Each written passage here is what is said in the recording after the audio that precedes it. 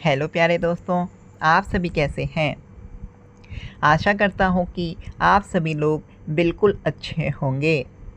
मैं आपके समक्ष 2 कंडीशन को प्रस्तुत कर रहा हूँ। पहला कंडीशन ये है कि मान लीजिए अगर कोई व्यक्ति योजना बनाते हुए कोई ऐसा कार्य करता है जिससे कि उसके द्वारा किए गए कार्य से किसी व्यक्ति की मृत्यु हो जाती है। इसके अलावा दूसरा कंडीशन ये है कि मान लीजिए अगर कोई व्यक्ति बिना योजना के कोई ऐसा कार्य करता है जिससे कि उसके द्वारा किए गए कार्य से किसी व्यक्ति की मृत्यु हो जाती है। आप यहाँ पे देख रहे हैं दोनों ही कंडीशन में मृत्यु हो रही है, तो मेरा आपसे सवाल है कि क्या ये दोनों मृत्यु हत्या कहलाएंगी? यदि आपका जवाब हाँ है तो आप बिल्कुल गलत हैं। आइए आज हम लोग इस वीडियो के माध्यम से ये जानने का प्रयास करेंगे कि दोनों ही कंडीशन में जो मृत्यु हुई है वो दोनों में क्या अंतर है। साथ ही साथ ये भी जानने का प्रयास करेंगे कि भारतीय न्याय संहिता की किस धारा के तहत इन दोनों कंडीशन में हुई मृत्यु को परिभाषित किया गया है। तो चलिए बिना देर किए हुए वीडियो को हम लोग स्टार्ट करते हैं। आप हमारे साथ बने रहें। हमने जो आपके समक्ष 2 कंडीशन को प्रस्तुत किया था, दूसरे कंडीशन में हुई मृत्यु को कल्पेबल होमोसाइड अथवा गैर इरादतन हत्या या फिर सदोष मानववध कहा जाता है। आइए जानते हैं कि कल्पेबल होमोसाइड क्या होता है। जो कोई व्यक्ति यह जानता है कि उसके द्वारा किए गए कार्य से मृत्यु होने की संभावना है, लेकिन उस व्यक्ति का इंटेंशन किसी भी व्यक्ति की मृत्यु कारित करना नहीं है, लेकिन वह व्यक्ति ऐसा कार्य कर देता है जिससे कि किसी भी व्यक्ति की मृत्यु हो जाती है, तो ऐसे मृत्यु को ही कल्पेबल होमोसाइड या फिर गैर इरादतन हत्या कहा जाता है। सरल शब्दों में मैं कहूँ तो जो कोई भी व्यक्ति जिसका इंटेंशन किसी भी व्यक्ति की हत्या नहीं करना है, लेकिन वह व्यक्ति जानता है कि उसके द्वारा किए गए कार्य से मृत्यु होने की संभावना है और वह व्यक्ति ऐसा कार्य कर देता है और किसी व्यक्ति की मृत्यु हो जाती है, तो वैसे मृत्यु को कल्पेबल होमोसाइड, गैर इरादतन हत्या या फिर सदोष मानववध कहा जाता है। आइए एग्जाम्पल के माध्यम से हम लोग कल्पेबल होमोसाइड को समझने का प्रयास करते हैं। मान लीजिए ए और बी 2 दोस्त हैं। ए ने अपने दोस्त को करीब 15,000 रुपया उधार दिया। कुछ दिनों के बाद ए अपने दोस्त के पास गया और अपना उधार दिया हुआ पैसा मांगने लगा, लेकिन बी उसका उधार लिया हुआ पैसा देने से इनकार करने लगा। इसी बात पर दोनों के बीच हाथापाई होने लगी। हाथापाई के क्रम में बी ने ए को ऐसा धक्का दिया कि वह ज़मीन पर जा गिरा। ज़मीन पर गिरने से ए का सर ज़मीन से टकरा गया और वह वहीं पर घायल हो गया। घायल अवस्था में उसको अस्पताल ले जाया गया और अस्पताल में कुछ दिनों तक उसका इलाज हुआ और इलाज के बाद उसकी मृत्यु हो गई। अब मैं आपसे 3 सवाल पूछ रहा हूँ, उसका जवाब दीजिए। क्या बी का कोई ऐसा इंटेंशन था कि ए की हत्या की जाए? आपका जवाब होगा बिल्कुल नहीं। दूसरा सवाल ये है कि क्या बी यह जानता था कि उसके द्वारा किए गए कार्य से मृत्यु होने की संभावना है? आपका जवाब होगा जी हाँ, बी यह जानता था कि उसके द्वारा किए गए कार्य से मृत्यु होने की संभावना है। तीसरा सवाल ये है कि क्या बी ने कोई ऐसी योजना बनाई थी जिससे कि ए की मृत्यु की जा सके? आपका जवाब होगा बिल्कुल नहीं। तो उपरोक्त तथ्यों से पता चलता है कि जो कोई भी व्यक्ति बिना योजना बनाए ऐसा कार्य करता है जिससे कि किसी व्यक्ति की मृत्यु हो सकती है, लेकिन उस व्यक्ति का इंटेंशन किसी भी व्यक्ति की मृत्यु कारित करना नहीं होता है, हालांकि उसके द्वारा किए गए कार्य से किसी भी व्यक्ति की मृत्यु हो जाती है, तो ऐसे ही मृत्यु को कल्पेबल होमोसाइड कहा जाता है। आइए एक और एग्जाम्पल को देखते हैं जिससे कि कल्पेबल होमोसाइड और भी आसान तरीके से समझ में आ जाए। मान लीजिए ए और बी आपस में पति पत्नी हैं, साथ ही साथ जेड ए का दोस्त है। ट्विस्ट ये है कि ए की पत्नी जो बी है वह गर्भवती है। एक दिन की बात है, ए अपनी पत्नी के साथ अस्पताल जा रहा था। रास्ते में ही उसकी मुलाकात जेड से हो गई, तो वह जेड को देखते ही अपना उधार दिया हुआ पैसा मांगने लगता है, लेकिन जेड उसे पैसा देने से मना करने लगता है। इसी बात पर दोनों दोस्तों के बीच में हाथापाई होने लगी। हाथापाई को देखते ही ए की पत्नी बी अपने पति को बचाने गई तो जेड ने उसे ऐसा धक्का दिया कि वह ज़मीन पर गिर गई और बेहोश हो गई। अस्पताल ले जाया गया तो पता चला कि उस महिला के पेट में पल रहे अजन्मे शिशु की मृत्यु हो गई है। अब मैं पुनः आपसे 3 सवाल पूछना चाहता हूँ।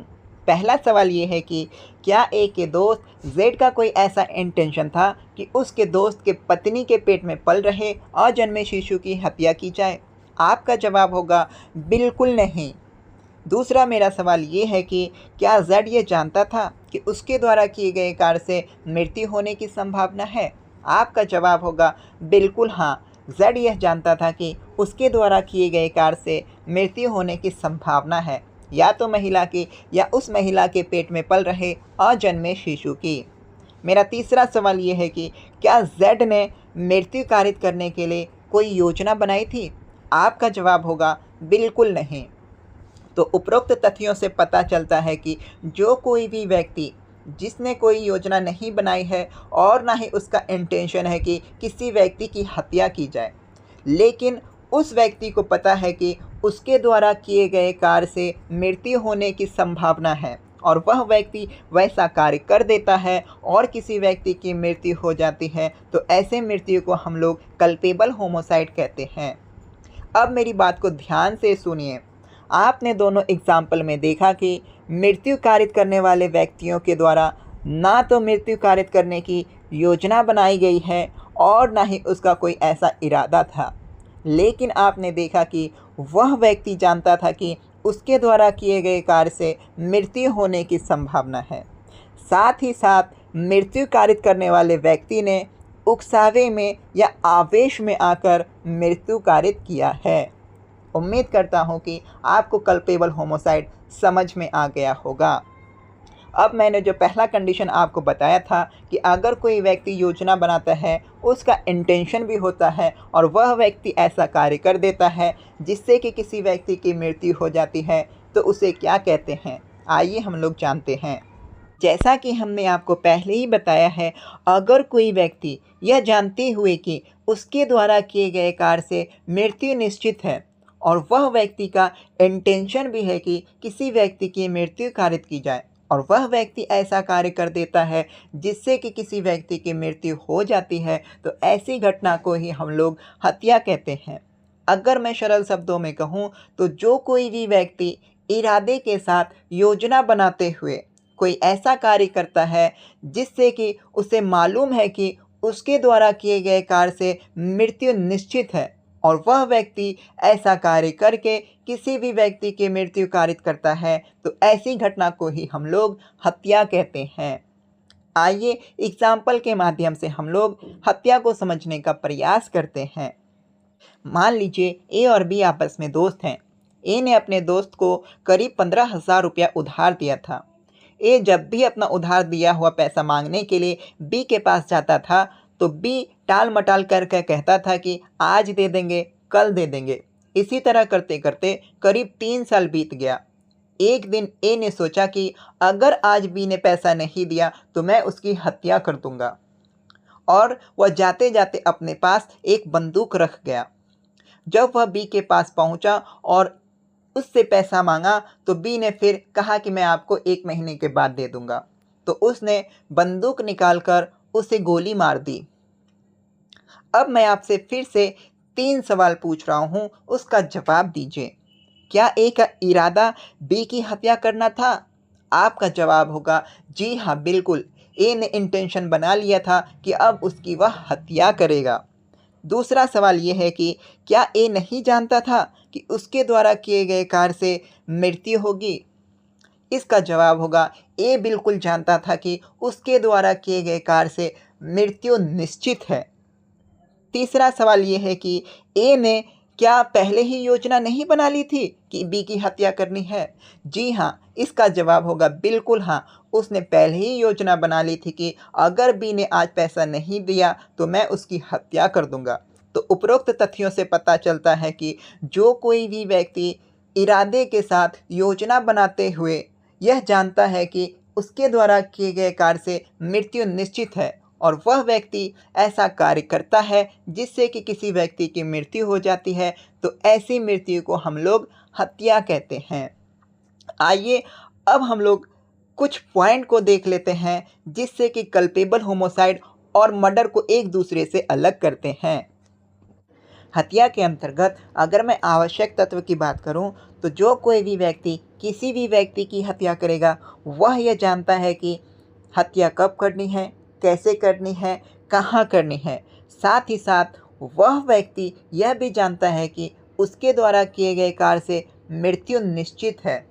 इसके अलावा मैं गैर इरादतन हत्या के अंतर्गत आवश्यक तत्व की बात करूं, तो मात्र इतना ही काफ़ी है कि वह व्यक्ति इतना जानता है कि उसके द्वारा किए गए कार्य से मृत्यु होने की संभावना है, लेकिन उस व्यक्ति का ना तो इंटेंशन होगा, ना ही उसने पहले से कोई योजना बना रखी होगी। दूसरा पॉइंट ये है कि हत्या को भारतीय न्याय संहिता की धारा 101 में परिभाषित किया गया है, जबकि गैर इरादतन हत्या को भारतीय न्याय संहिता की धारा 100 में परिभाषित किया गया है। तीसरा सबसे इम्पोर्टेंट पॉइंट ये है, जो कोई भी व्यक्ति किसी भी व्यक्ति का हत्या करेगा वह जानबूझकर या सोच समझकर करेगा। ऐसा नहीं है कि कोई भी व्यक्ति किसी व्यक्ति को उकसाए और वह उकसावे में या आवेश में आकर हत्या कर दे, जबकि गैर इरादतन हत्या में जो कोई भी व्यक्ति किसी व्यक्ति को उकसाता है और वह उकसावे में या आवेश में आकर उसकी हत्या कर देता है, जबकि अपराधी का ऐसा हत्या करने का कोई भी स्पष्ट इरादा नहीं होता है। उम्मीद करता हूँ कि मेरे द्वारा समझाई गई सारी बातें आपके समझ में आ गई होंगी। चलिए कौन बनेगा करोड़पति कॉन्टेस्ट खेलते हैं। आप हमें अपना जवाब कमेंट बॉक्स में दें। मेरा पहला सवाल ये है कि मान लीजिए आपके शहर में दंगा हो रहा है, पुलिस के द्वारा दंगाइयों पर कंट्रोल करने के लिए लाठी चार्ज किया जाता है और कुछ लोगों की मृत्यु हो जाती है, तो ऐसी मृत्यु कल्पेबल होमोसाइड है या फिर मर्डर है। दूसरा सवाल ये है कि मान लीजिए अचानक से कोई व्यक्ति आपके पास आया और वह आप पर लाठी से हमला करने लगा। आपने प्राइवेट डिफेंस में उस व्यक्ति पर ऐसा प्रहार किया कि उसकी मृत्यु हो गई, तो ऐसी मृत्यु कल्पेबल होमोसाइड है या फिर मर्डर है। आप अपना जवाब ज़रूर दीजिए। आप हमारे साथ इसी तरह बने रहें और हमें लाइक और सब्सक्राइब कर मोटिवेट करें, ताकि हम आपके लिए और भी अच्छी अच्छी वीडियोस लेकर आएँ। तब तक के लिए आप अपना और अपने परिवार का ख्याल रखें। मिलते हैं हम आपसे नेक्स्ट वीडियो में। जय हिंद।